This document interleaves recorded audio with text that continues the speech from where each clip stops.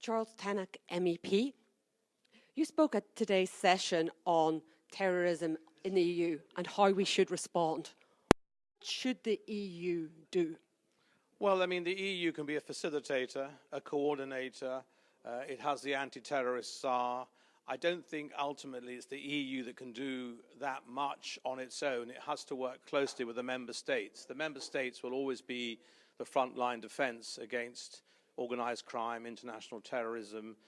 Security services are clearly based at member state level. There is no EU FBI, there's no EU Secret Service.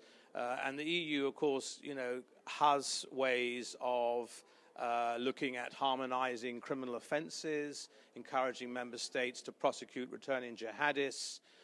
It can also clearly operate internationally in funding exchanges with other players like the United States of America, India, other jurisdictions that have similar terrorist threats like Israel, which obviously has a very good relationship with the EU.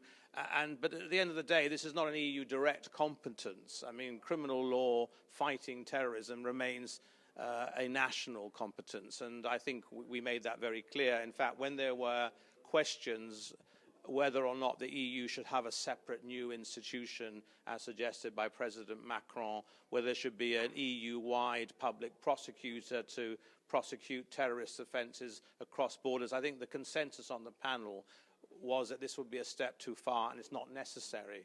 But the EU does have a role because it's got the funding, it's got the coordinating role, the anti-terrorist czar sits in the Council of Ministers permanently. Those things are very helpful, I think.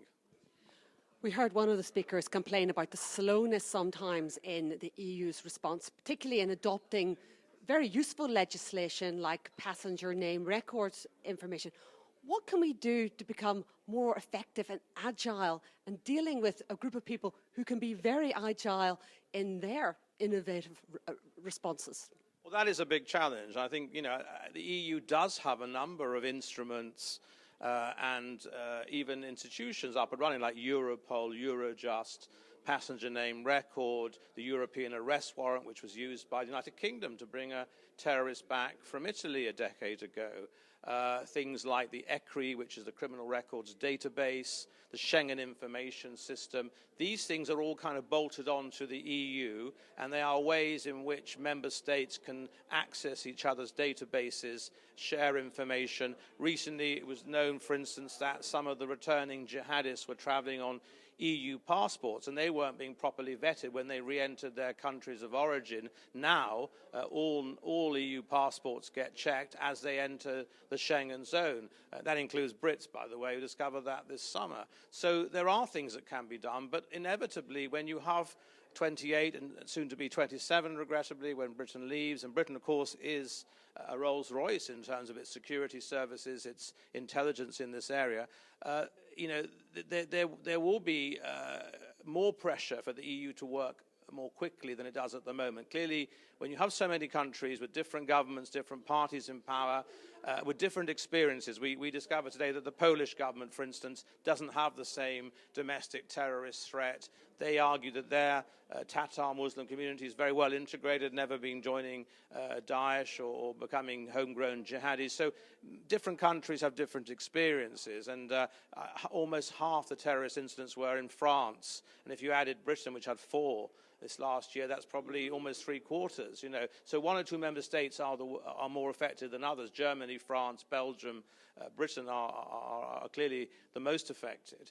And the EU, sometimes it always operates on the lowest common denominator. You have to carry all 28 countries. It is slow. That particularly worries me, going back to the issue which, as a Brit, I feel strongly about, which is about Brexit. What happens in terms of Britain staying plugged into all these databases, all these various instruments and institutions?